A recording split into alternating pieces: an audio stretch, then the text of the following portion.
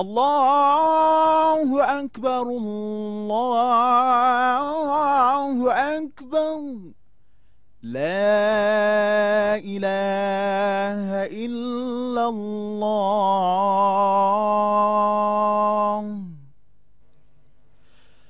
Sembahyang adalah merupakan ibadah yang penting, istimewa dan unik.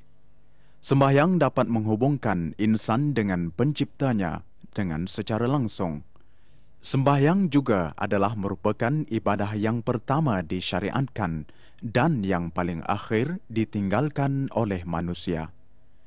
Dari segi amalan ibadah sembahyang, ia dipenuhi dengan sebutan takbir, tahmid dan zikir. Ganjaran sembahyang amatlah besar. Ibadah ini dapat membantu menyelamatkan manusia dari azab akhirat.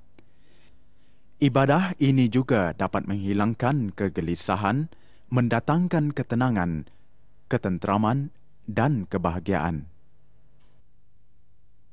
Maka sembahyang pada syarak maknanya beberapa bacaan-bacaan dan beberapa perbuatan-perbuatan yang dimulakan dengan takbiratul ihram dan disudahi dengan salam dengan beberapa syarat yang tertentu. Itu makna solat pada syarak, atau kalau bahasa Arabnya makna solat ialah mana aqwalun wa af'alun muftatahatun bitakbir wa muhtatamatun bitaslim. Maknanya aqwalun ada beberapa bacaan-bacaan, wa af'alun dan ada beberapa gerak-geri, perbuatan-perbuatan yang dimulakan dengan takbiratul ihram dan disudahi dengan salam dengan syarat-syarat yang tertentu. Itu makna solat pada istilah syarak. Kesimpulan, erti solat menurut syarak ialah satu ibadah yang tersusun dari beberapa perkataan dan beberapa perbuatan yang dimulai dengan takbir dan disudahi dengan salam mengikut beberapa syarat dan rukun tertentu. Keistimewaan, keunikan dan keunggulan sembahyang dapat difikirkan dan dihayati oleh insan. Malah di dalam agama Islam sendiri pun, kita digalakkan mengajarkan sembahyang kepada anak kita sejak umur 7 tahun lagi. Kejuaian ibu bapa di dalam membimbing anak-anak untuk mengerjakan sembahyang pada waktu umur mereka 7 tahun umpamanya, akan menyebabkan kesusahan dan kesukaran bagi penjaga untuk mendidik mereka apabila anak-anak tersebut mencapai umur dewasa kelak. Oleh itu, tumpukan perhatian anda terhadap permasalahan sembahyang ini. Yang pertama, syarat-syarat sah sembahyang. Syarat-syarat wajib sembahyang ada 6 perkara. Pertama, orang yang wajib sembahyang itu mestilah orang Islam. Kalau orang yang bukan Islam tidak wajib sembahyang. Begitu orang-orang yang asal Islam tapi sudah murtad, sudah membuat perbuatan yang menyebabkan keluar daripada Islam, maka tidaklah lagi wajib sembahyang, kata dia. Sebagai kesimpulan, syarat sah sembahyang yang pertama, seseorang itu mestilah beragama Islam.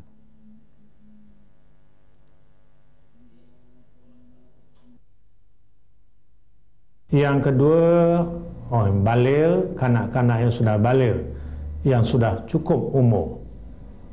Kalau kanak-kanak yang belum cukup umur, sama ada laki-laki atau perempuan, belum wajib sembahyang. Maknanya kanak-kanak itu kalau tak sembahyang, tak berdosa. Tetapi ibu bapa yang mempunyai anak itu wajiblah menyuruh anaknya itu sembahyang sejak umurnya mula 7 tahun. 7 tahun wajiblah ibu bapa menyuruh anak-anaknya sama ada laki-laki atau perempuan mula sembahyang. Para ibu bapa berkewajipan memberi peringatan, tunjuk ajar dan pukulan yang tidak menyakiti terhadap anak-anak mereka yang telah mencapai umur 10 tahun jika sekiranya mereka enggan mengerjakan sembahyang. Ini adalah bertujuan untuk membiasakan diri mereka dengan ibadah sembahyang.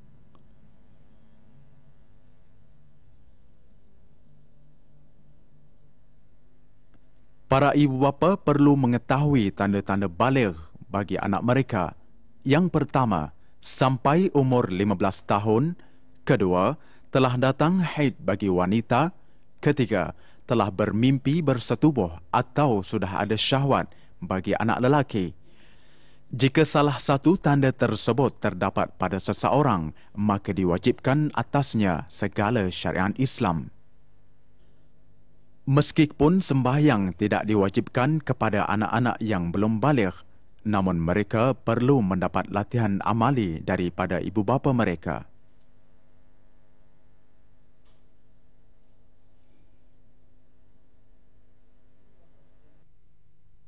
Syarat yang ketiganya wajib sembahyang adalah berakal.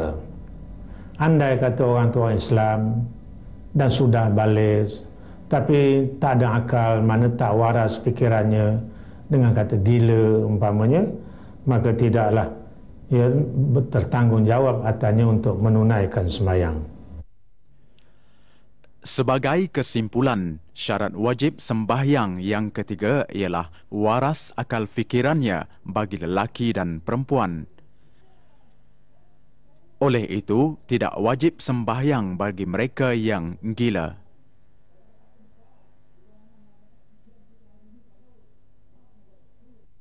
Yang keempatnya, wajib sembahyang itu kalau wanita waktu itu dia suci daripada haid dan nifas, wajib sembahyang. Tapi kalau waktu itu dia dalam keadaan haid, dalam keadaan nifas, tidaklah dia wajib sembahyang waktu itu. Ini bermakna wanita yang kedatangan haid tidak diwajibkan bersembahyang. Yang kelimanya, sampai seruan Nabi. Mana orang yang tahu bahawa agama Islam ni ada, terdengar pada dia dan dia tahu ya agama Islam ni ada. Tapi kalau orang yang tak sampai seruan Nabi, maknanya orang yang duduk dalam hutan rimba, duduk di kemuncak gunung, dia tak tahu pun dalam dunia ni ada agama Islam, ada orang beribadat, ada orang sembahyang, dia tak tahu. Ya, dia dengan hutan rimba dia, dengan makanan dia dalam hutan rimba di kemuncak gunung. Jadi pada masa itu orang itu tidak wajib sembahyang. Pada hari ini seruan dakwah telah pun sampai kepada kita, sama ada melalui ceramah-ceramah di masjid, media massa dan media elektronik. Yang keenamnya, orang yang sehat panca inderanya. Dengan kata-kata lain, orang itu orang yang tidak pekak dan tidak buta.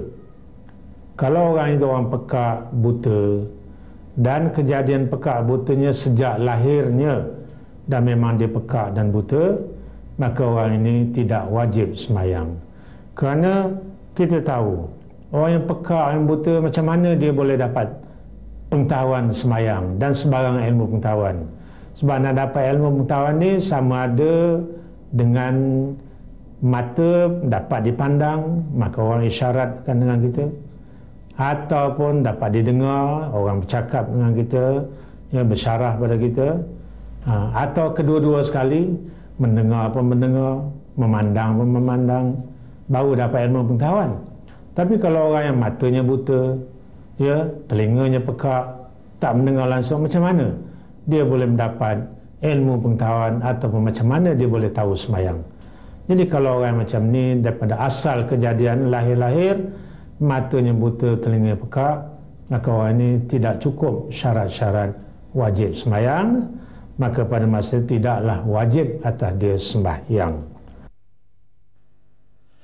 Panca indera telinga, mata dan lidah adalah sumber utama untuk mendapatkan ilmu. Oleh itu, adalah wajar ia dijadikan sebagai syarat wajib solat.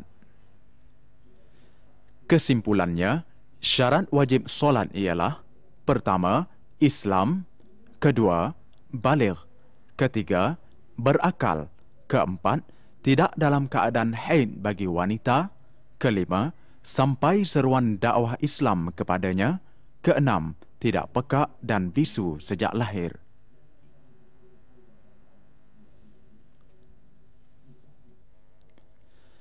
Setelah kita mengetahui syarat-syarat wajib sembahyang, sekarang marilah kita perhatikan apakah yang dimaksudkan dengan syarat-syarat sah sembahyang.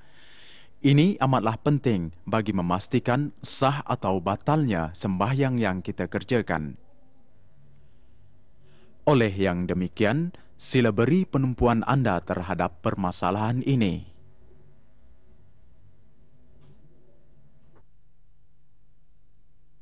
Seseorang yang nak sembahyang tu, nak sah sembahyang, mestilah ada 6 syarat ini. Pertama, orang yang sembahyang itu orang yang suci daripada hadas kecil dan hadas besar. Orang yang tidak menanggung hadas kecil dan hadas besar. Kalau dia menanggung hadas besar, dia mandi dulu, angkatkan hadas besar itu. Kalau dia menanggung hadas kecil, ambil uduk dulu.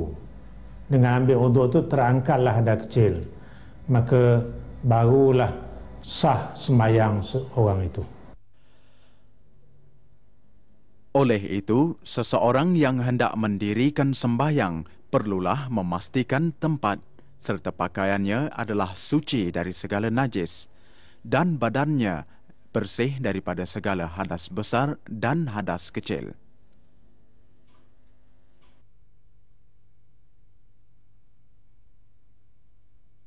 Tapi kalau satu orang sembahyang, tempat dia berdiri itu ada najis, tapi sekiranya kalau dia rokok, sujud, dia duduk tahiyat, najis itu tidak kena pada dia, tidak tersentuh, sama ada anggotanya atau tubuh badannya tak tersentuh, maka kalau ada najis tempat itu masih sah lagi didirikan sembahyang. Seseorang yang hendak mendirikan sembahyang perlulah yakin telah masuknya waktu sembahyang yang hendak didirikan itu. Yang ketiga, orang yang sembahyang tadi mestilah sudah masuk waktu sembahyang. Kalau seorang tu nak sembahyang zuhur, mestilah waktu zuhur sudah masuk. Kalau waktu zuhur belum masuk tapi dia sembahyang, sembahyangnya tak sah.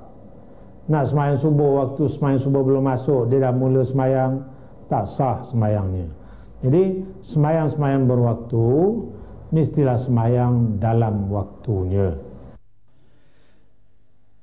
Cara-cara mengetahui waktu solat: pertama, melalui akhbar-akhbar; kedua, melalui TV dan radio; ketiga, melalui kalender Islam; yang keempat, mendengar azan di masjid atau di surau dan lain-lain. Kemudian yang keempat, syarat sah sembahyang orang yang sembahyang itu mestilah menghadap kiblat, menghadap Kaabah, ya, menghadap kiblat. Kalau seorang itu sembahyang tidak menghadap kiblat, maka sembahyang itu tidak sah sembahyangnya. Kecuali orang yang sembahyang sunat dan dia di atas kenderaan, dia hendak sembahyang sunat, pada masa itu tidak wajib dia menghadap kiblat, dia boleh menghadap ke mana destinasi yang dia nak tuju, tempat yang nak tuju, itulah jadi kiblat dia.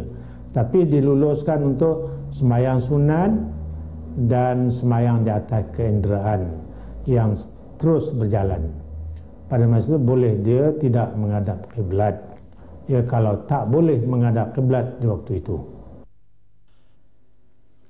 Sebagai kesimpulan, seseorang yang hendak bersembahyang perlulah menghadap kiblat kecuali bagi orang-orang yang sedang berada di dalam kenderaan yang sedang bergerak seperti kereta api dan sebagainya. Untuk mengerjakan sembahyang di dalam kenderaan-kenderaan yang bergerak, kita perlulah memulakan takbir pertama dengan menghadap kiblat. Kemudian orang yang sembahyang tu kalau nak sah sembahyang mesti menutup aurat. Tutup aurat. Ya, aurat yang wajib ditutup. Kalau orang lelaki aurat yang wajib ditutup iaitu di antara anggota pusat dan lututnya. Anggota atas pusat mestilah tertutup dan di bawahnya lututnya mestilah tertutup lututnya. Itu kalau sudah tertutup anggota di antara pusat dan lutut, bagi orang lelaki sudahlah sah sembahyangnya. Manakala batas aurat bagi wanita pula adalah seluruh badannya kecuali muka dan kedua belah tapak tangannya. Kemudian syarat sah sembahyang lagi yang keenam, orang yang sembahyang itu mestilah orang yang tahu kaifiat sembahyang, mana cara sembahyang. Dia tahu mana yang rukunnya, mana yang sunatnya. Dia tahu. Ya, dia tahu membezakan antara yang rukun atau yang wajib dan yang sunat. Cuma dimaafkan oleh syarak bagi orang awam, orang ramai, orang yang bukan ahli pengajian, ya, bukanlah orang yang pernah menuntut ilmu, mengambil masa yang panjang, bukanlah sebagai seorang guru, tapi orang kampung, orang awam, dia tak tahu yang mana rukun, yang mana sunat, yang mana wajib sunat, tapi dia kata dalam sembahyang tu semua wajib, sahlah sembahyangnya. Ya, yang sunat pun dia kata wajib, dia pakai borong. Semua yang ada sembahyang tu bacaannya ke perbuatan wajib belaka. Ataupun dia kata dalam sembahyang tu ada yang sunat, ada yang wajib, tapi dia tak tahu yang mana sunat, yang mana wajib, dia tak tahu. Itu tak apa, sah sembahyang bagi orang awam. Kesimpulan, syarat sah sembahyang atau solat: pertama, suci daripada hadas kecil dan besar; kedua, menghadap kiblat; ketiga, suci pakaian dan tempat solat; keempat, menutup aurat; kelima, mengetahui masuknya waktu solat; keenam, mengetahui kaifiat solat atau sembahyang. Hayya 'alas salah, hayya 'alas salah.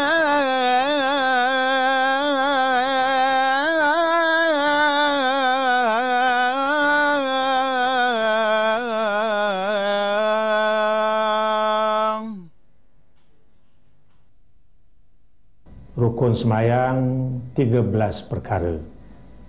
Maknanya perkara-perkara rukun ni perkara yang mesti dilakukan dalam sembahyang. Kalau tak ada, tak sah sembahyangnya. Seseorang yang hendak mendirikan sembahyang perlulah baginya mengetahui rukun-rukun sembahyang.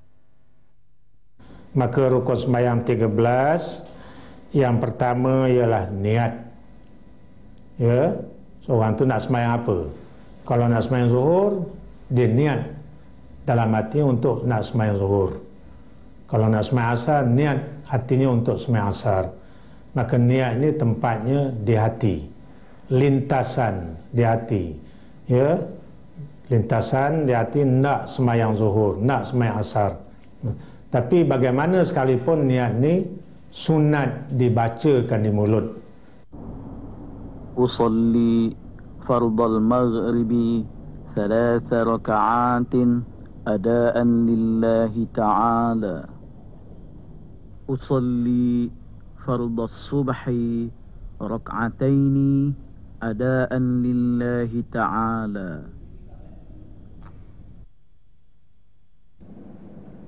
Usalli fardal isya'i 4 raka'atin adaan lillahi ta'ala. أصلي فرض المغرب 3 ركعات أداء لله تعالى. Sahaja aku salat fardu maghrib 3 rakaat kerana Allah Ta'ala.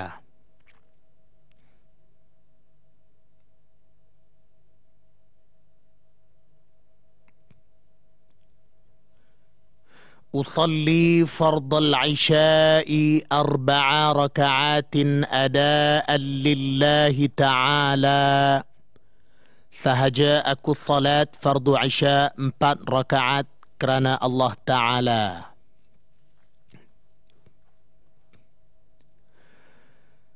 أصلي فرض الصبح 2 ركعتين أداء لله تعالى. Sahaja aku salat fardu subuh 2 rakaat kerana Allah Ta'ala.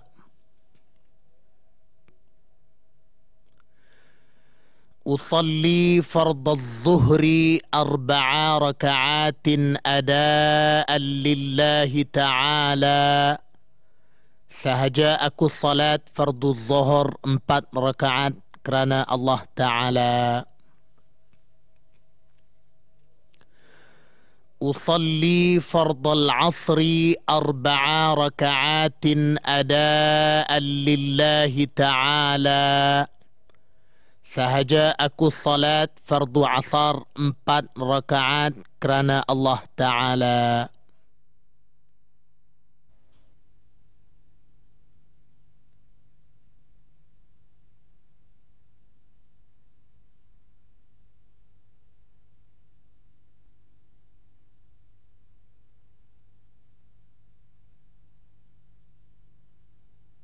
Yang kedua, berdiri tegak atau berdiri betul. Ya, berdiri tegak. Satu orang yang kalau dia boleh berdiri, dia tak semayang dia duduk padahal boleh berdiri, tak sah semayangnya. Kalau semayang tu semayang fardu.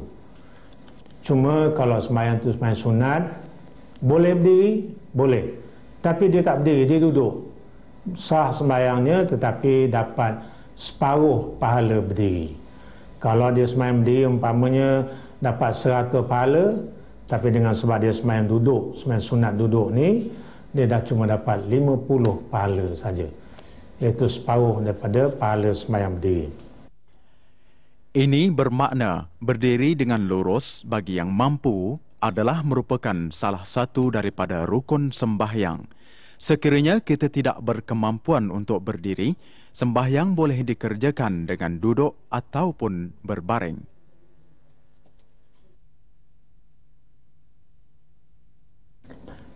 Rukun sembahyang yang ketiganya ialah takbiratul ihram. Bertakbir, iaitu menyebut perkataan Allahu Akbar. Menyebut perkataan Allahu Akbar, ini namakan lafaz takbiratul ihram. Ini adalah merupakan rukun sembahyang. Allahu Akbar.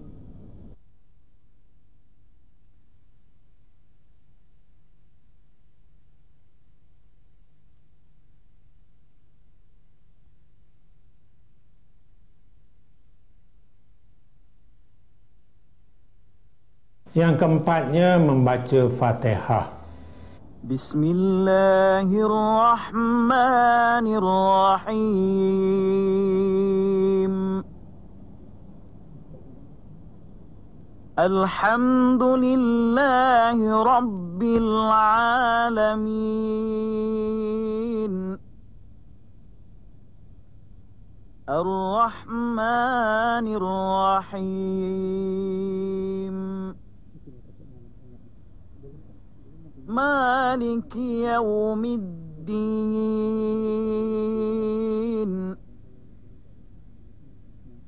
Iyyaka na'budu wa iyyaka nasta'in.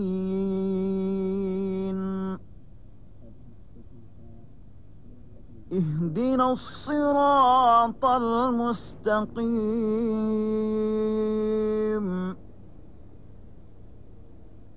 صراط الذين أنعمت عليهم غير المغضوب عليهم ولا الضالين.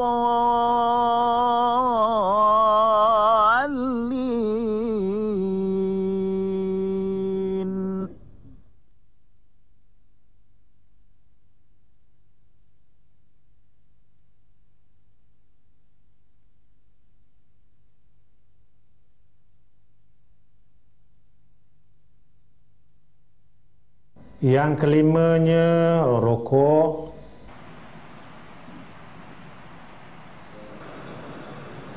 Yang keenamnya i'tidal, itu bangkit daripada rukuk, tegak semula.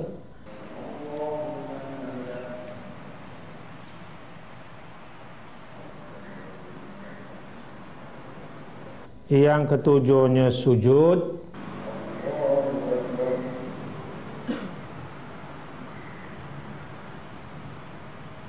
Yang kedelapannya duduk antara dua sujud.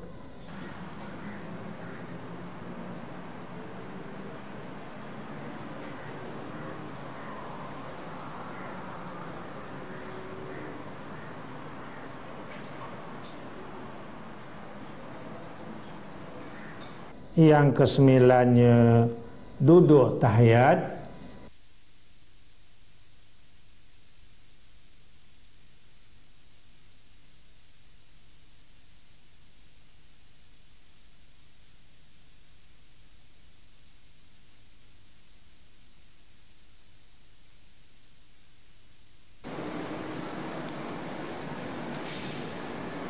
Yang ke-10-nya membaca tahiyat. التحيات المباركات الصلوات الطيبات لله السلام عليك أيها النبي ورحمة الله وبركاته السلام علينا وعلى عباد الله الصالحين أشهد أن لا إله إلا الله وأشهد أن محمد رسول الله. Yang ke-11-nya selawat atas Nabi dalam tahiyat. Allahumma salli ala Muhammad. Yang ke-12-nya memberi salam. Assalamu alaikum warahmatullah. Assalamu alaikum warahmatullah. Yang ke-13-nya tartib, teratur mengikut banyak makna yang disebutkan rukunnya tadi satu persatu. Ini rukun sembahyang. Kesimpulannya, rukun sembahyang ialah pertama, niat, kedua, berdiri bagi yang mampu, ketiga, membaca takbiratul ihram, keempat, membaca al-Fatihah, kelima, rukuk, keenam, iktidal, ketujuh, sujud, ke-8 duduk antara dua sujud, ke-9 duduk yang akhir, ke-10 membaca tahiyat akhir, ke-11 membaca selawat ke atas Rasulullah, ke-12 memberi salam yang akhir, dan ke-13 tertib.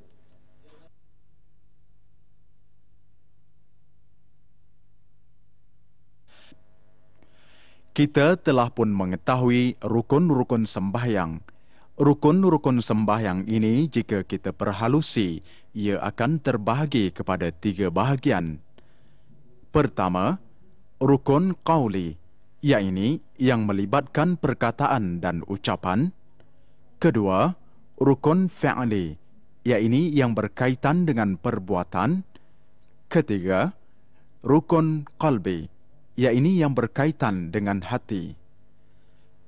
Sekarang mari kita perhatikan huraian pembahagian rukun-rukun ini. Di dalam solat pula apa yang dikatakan rukun qauli, fi'li, qalbi. Rukun yang 13 tadi ada terbagi pada 3. Ada rukun yang jenisnya kena baca. Bacaan. Jenis bacaan misal baca Fatihah. Ya, baca tahiyat umpamanya, baca takbiratul ihram, membaca salam, kena baca di lidah, itu dinamakan rukun qauli, rukun bacaan. Jenis bacaan dinamakan rukun qauli. Yang rukun fi'li iaitu perbuatan, gerak-geri, berdiri itu rukun fi'li, rukun perbuatan. bongkok yang namakan rokok itu rukun fi'li. Sujud, letakkan dahi di tikar sembahyang itu nama rukun fi'li. Ya, jadi yang dibuat dengan anggota itu namakan rukun fi'li. Ada satu lagi rukun qalbi, iaitu benda yang dilintah dalam hati, niat dalam hati. Itu dinamakan rukun qalbi. Macam niat, ya, niat sembahyang, niat dalam hati, yang dibaca itu cuma sunat saja. Kemudian rukun qauli lagi, mengingatkan hati susunan sembahyang tu. Yang pertama niat berdiri betul, baca Fatihah, rukuk, i'tidal, sujud. Ini mengingatkan aturan tu, itu namakan rukun qalbi. Selain daripada rukun-rukun sembahyang, terdapat juga perkara-perkara yang sunat di dalam sembahyang. Perkara-perkara sunat ini terbahagi kepada dua bahagian. Pertama, sunat ab'ad. Yang kedua, sunat hay'ah. Sekarang mari kita ikuti huraian perkara-perkara sunat tersebut. Maka sunat-sunat dalam sembahyang ada terbagi kepada dua. Satu namanya sunat ab'ad. Sunat ab'ad iaitu dia sunat tapi macam separuh wajib, seolah-olah macam separuh wajib, tidak wajib penuh, macam seolah macam wajib. Ini dinamakan sunat ab'ad. Maka dalam sembahyang ada didapati 3 sunat ab'ad dalam sembahyang, iaitu yang pertama membaca kunut dalam sembahyang subuh. Allahumma hdini fi man hadait وعافني فيمن عافيت وتولني فيمن توليت وبارك لي فيما أعطيت وقني شر ما قضيت فإنك تقضي ولا يقضى عليك وإنه لا يذل من واليت ولا يعز من عاديت تباركت ربنا وتعاليت فلك الحمد على ما قضيت وأستغفرك وأتوب إليك وصلى الله على محمد النبي الأمي وعلى آله وصحبه وسلم. الله أكبر. Yang kedua, membaca tahiyat awal dan duduk tahiyat awal dan membacanya sembahyang yang jenis 3 rakaat dan 4 rakaat. Itu sembahyang maghrib, sembahyang zuhur, asar, isya. Maka tahiyat awal itu hukumnya sunat saja, sunat ab'ad. التحيات المباركات الصلوات الطيبات لله السلام عليك أيها النبي ورحمة الله وبركاته السلام علينا وعلى عباد الله الصالحين أشهد أن لا إله إلا الله وأشهد أن محمد رسول الله اللهم صل على محمد. Allahu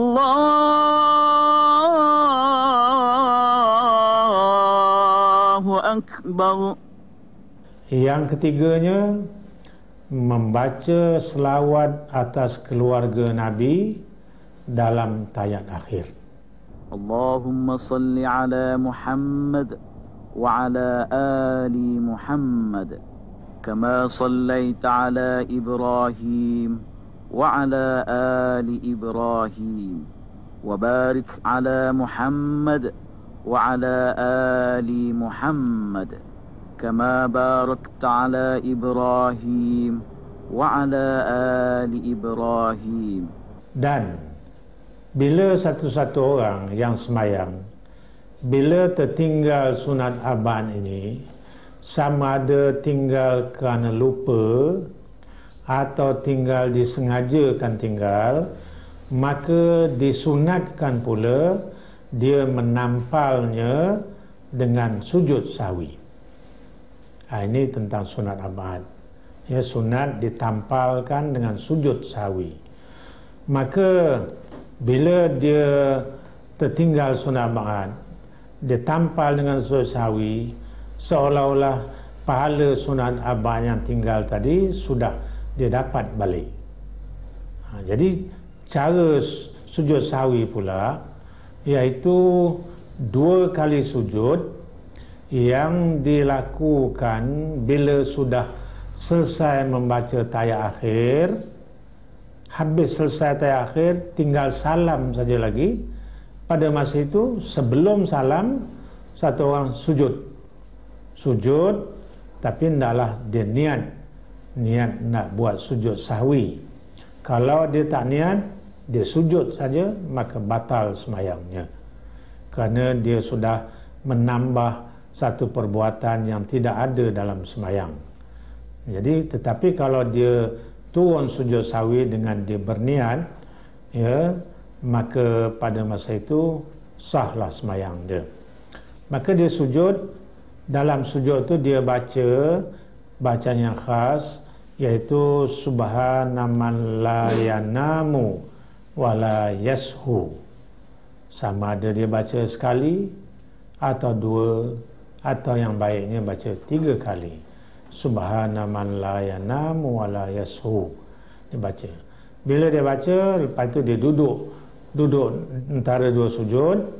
Kemudian dia baca dalam duduk antara 2 sujud itu sebagaimana kita baca dalam bacaan yang ada dalam duduk antara 2 sujud, iaitu baca Rabbighfirli warhamni wajburni warfa'ni warzuqni wahdini wa'afini wa'fu'anni. Lepas itu sujud sekali lagi. Bila dia sujud sekali lagi, baca bacaan tadi subhana man la yanamu wa la yashu, sama ada sekali atau 2, yang sebaik-baik 3 kali. Lepas itu dia duduk semula. Bila dah duduk semula tu terus memberi salam. Itu dinamakan sujud, ya, sahwi. Jadi sujud sahwi ini, ya, kerana dia buat bila meninggalkan salah satu daripada sunat arba'at. Kita telah pun mengetahui perkara-perkara yang berkaitan dengan sunat arba'at. Sekarang kita tumpukan perhatian berkenaan dengan huraian sunat hay'ah.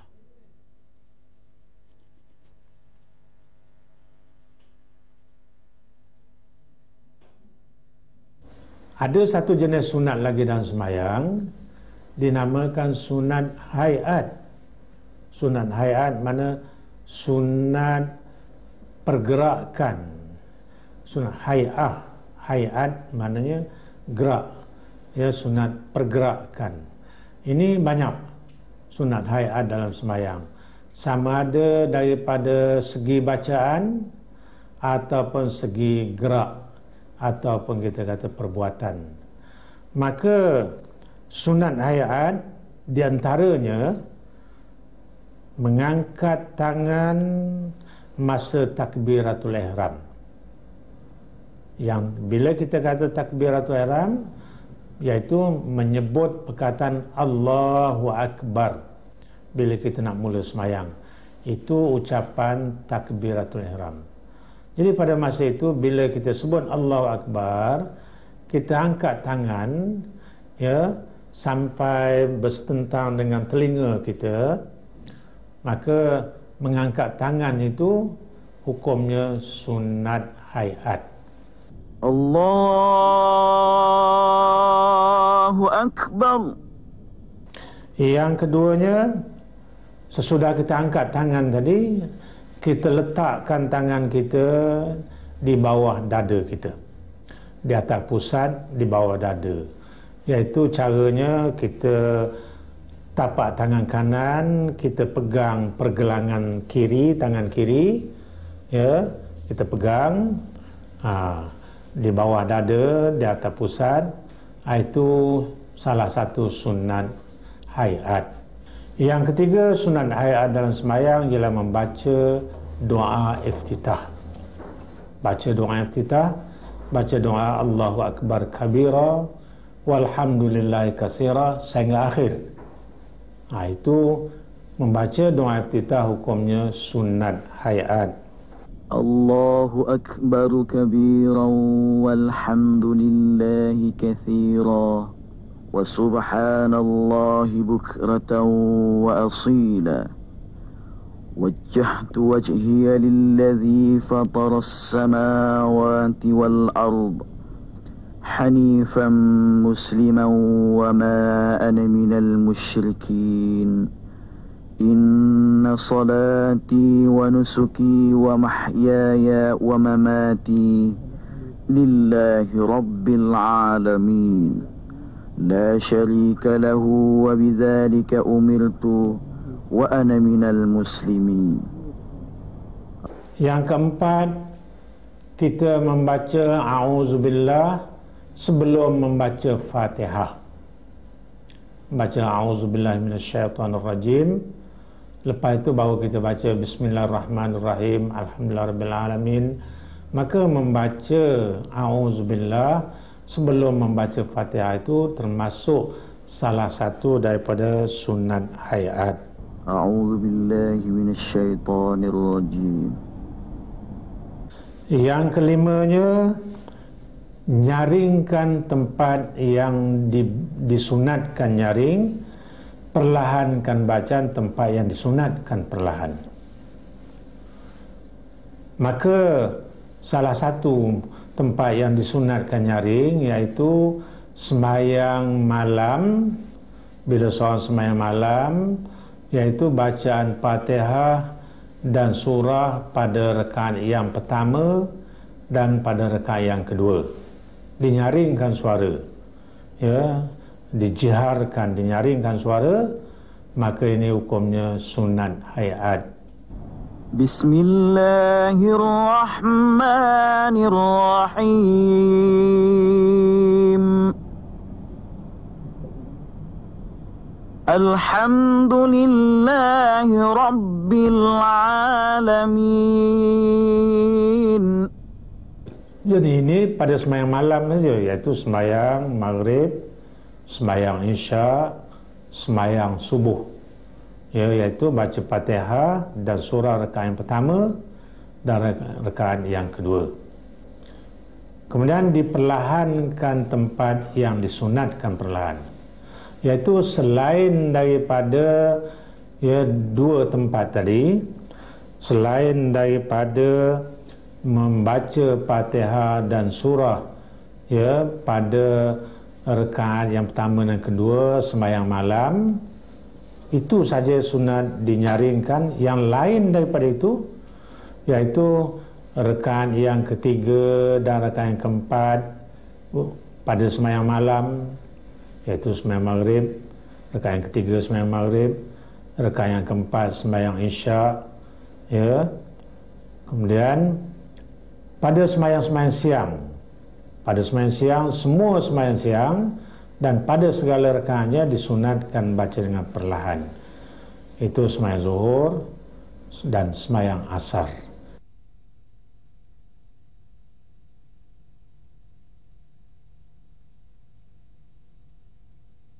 Yang keenamnya, sunat hayat lagi menyebut perkataan amin bila selesai membaca Fatihah. Seseorang sama ada makmum atau imam, bila selesai baca Fatihah, ya, sampai tentang waladhdallin, maka sunat seseorang itu yang semua itu menyebut amin. صراط الذين أنعمت عليهم غير المغضوب عليهم ولا الضالين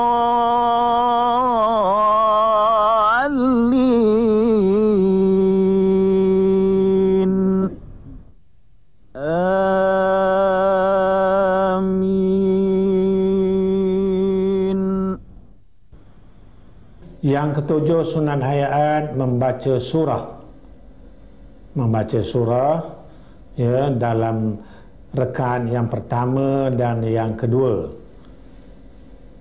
Dalam rakaat yang pertama dan kedua dalam sembahyang 5 waktu.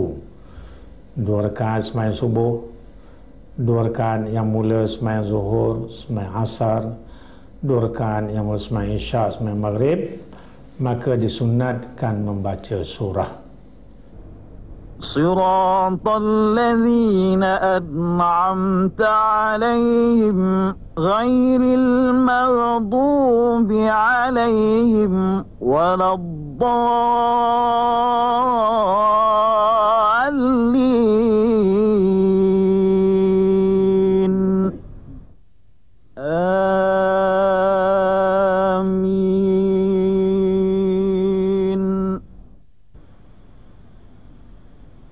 بسم الله الرحمن الرحيم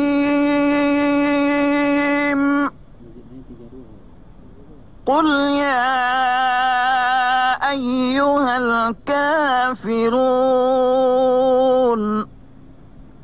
لا أعبد ما تعبدون ولا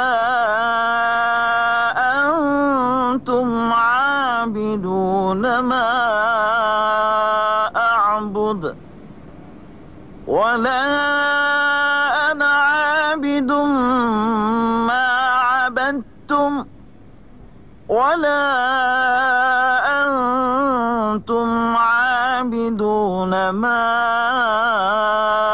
أعبد لكم دينكم ولي دين.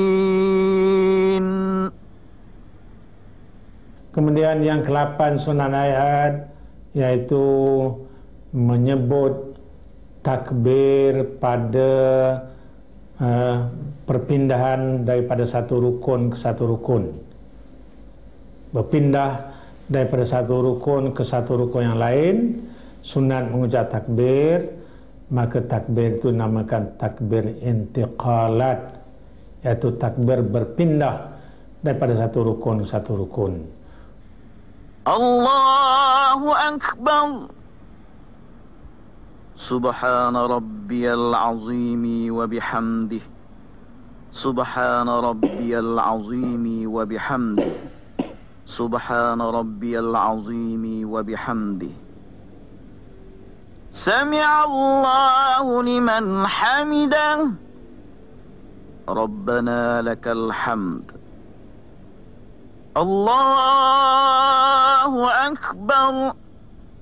Kemudian yang ke-9 sunat membaca Sami Allahu liman hamidah, Rabbana lakal hamd pada waktu yang i'tidal. Sami Allahu liman hamidah, Rabbana lakal hamd. Kemudian lagi sunat-sunat yang ke-10 membaca tasbih dalam rokok. Membaca bacaan tasbih dalam rokok, baca subhana rabbiyal azimi wa bihamdih dalam rokok, baca 3 kali. Ini hukumnya sunat saja. Allahu Akbar. Subhana rabbiyal azimi wa bihamdih. Subhana rabbiyal azimi wa bihamdih. Subhana rabbiyal azimi wa bihamdih. Begitu juga sunat tasbih dalam sujud. Dalam sujud membaca subhana rabbiyal a'la wa bihamdih 3 kali, itu hukumnya sunat saja. Allahu Akbar. Subhana rabbiyal a'la wa bihamdih. Subhana rabbiyal a'la wa bihamdih. Subhana rabbiyal a'la wa bihamdih. Kemudian yang ke-11 duduk iftirash pada tahiyat awal. Duduk iftirash dalam waktu tahiyat awal, duduk cara itu hukumnya sunat.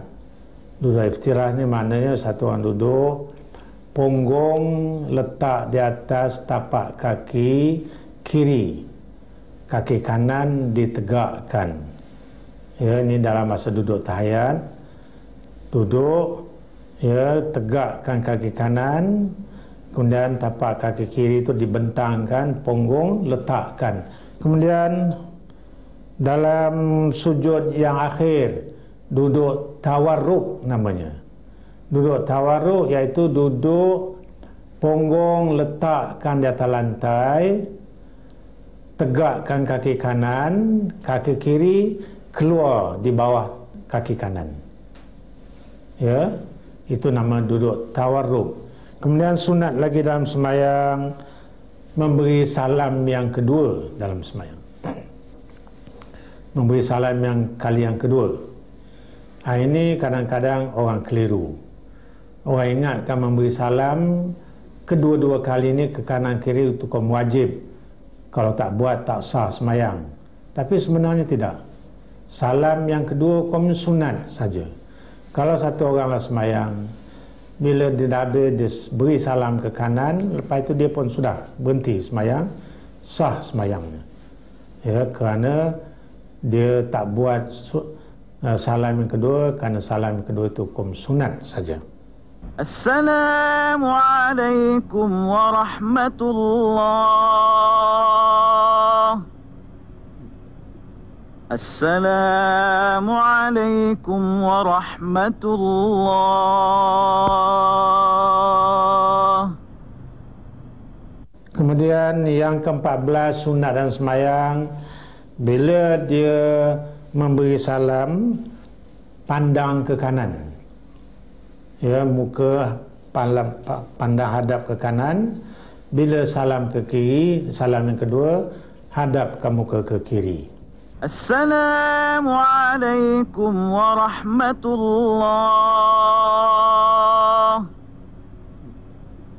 Assalamualaikum warahmatullahi.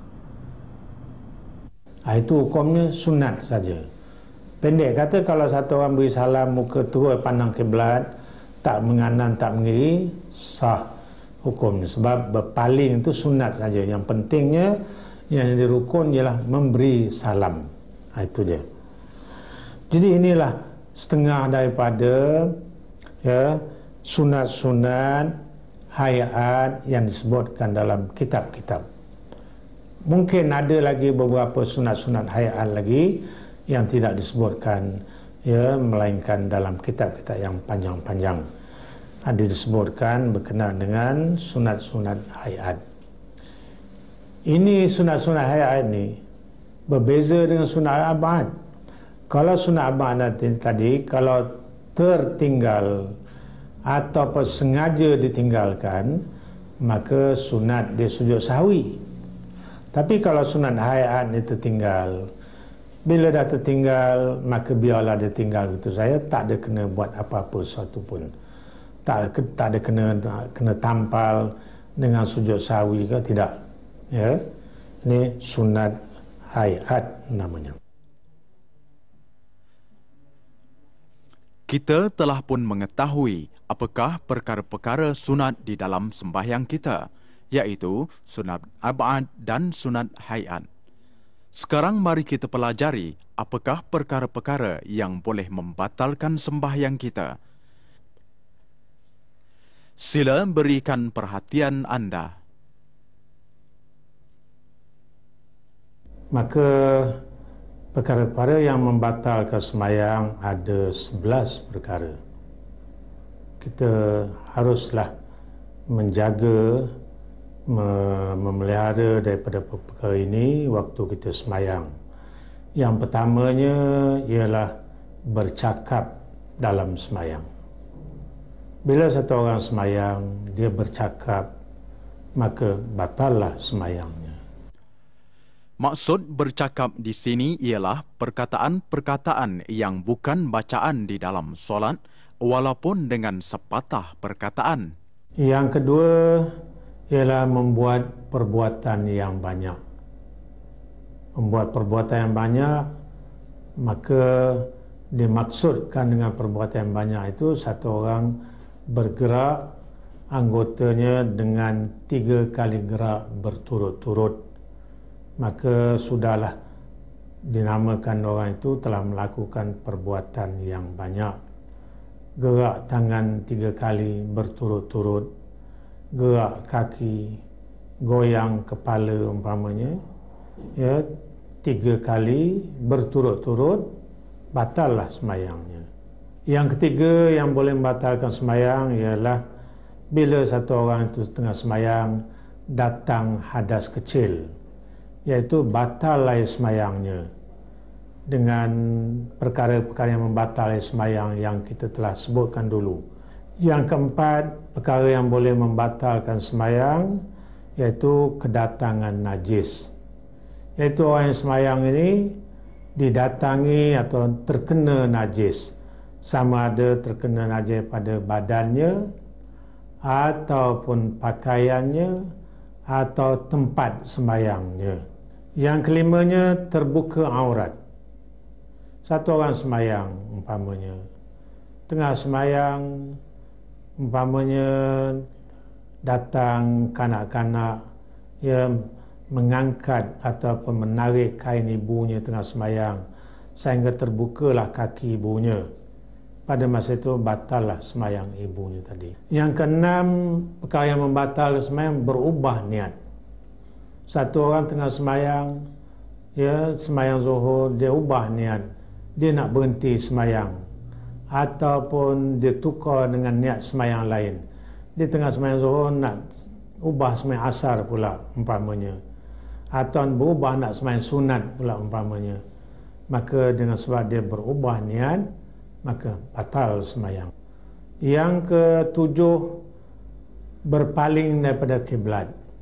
Seorang yang semayang menghadap kiblat, tiba-tiba dia berpaling daripada menghadap kiblat. Yang nak dikirakan batal ni berpaling dadanya daripada pihak kiblat. Adapun kalau berpaling mukanya saja tanpa dadanya berpaling, itu tidak membatalkan semayang. Seseorang yang tengah semayang makan, batal semayang.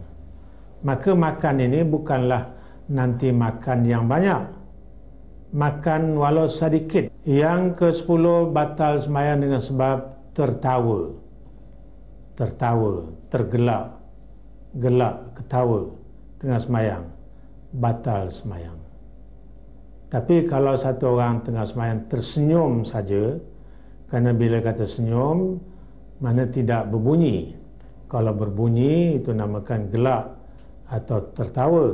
Tapi kalau sekadar senyum saja, tidak berbunyi, maka tidak batal semayangnya. Kemudian yang ke-11-nya, murtad. Murtad maknanya dia membuat perkara-perkara yang menyebabkan dia terkeluar daripada Islam.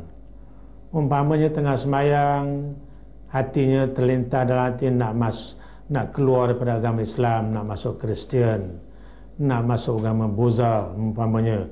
Terlintas dalam hati, teringat dalam hati, dan itulah cita-cita dia, maka batal semayangnya.